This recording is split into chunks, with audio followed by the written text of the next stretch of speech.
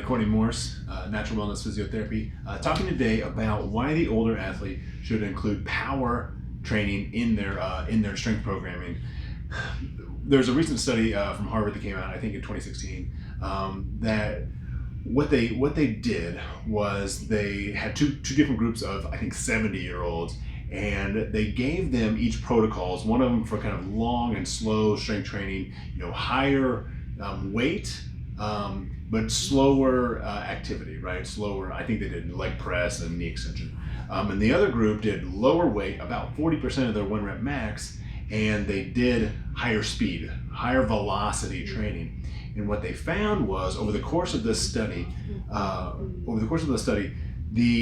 each group improved in terms of overall strength at about the same rate. But the group that trained with less weight and increased speed had more ability to recruit their lower legs faster. And what this translates to is, if when we're walking around our environment, if we should step or stumble or fall down or something like that, is that we can now quickly recruit our legs to do the job that we need them to, right? And that's the whole point of this thing, is that if we can prevent falls, if we can, utilize more power, then that keeps us out of the hospital, right? It keeps us from falling down and breaking our hip. It gives us the ability to recover, right? If I can recover from a stumble and I don't end up landing right on my femur, then I don't end up in the hospital.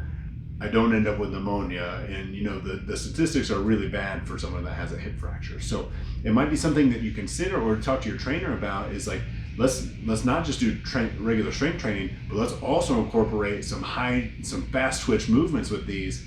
And that doesn't mean that you have to go out and do Olympic lifts, but it does mean you can reduce the volume of your exercises, increase the speed, and still have really good results, even with your strengthening. So consider that when you are doing your strength training programs at the Y or at your local gym. So if you have questions about this stuff, leave a comment below.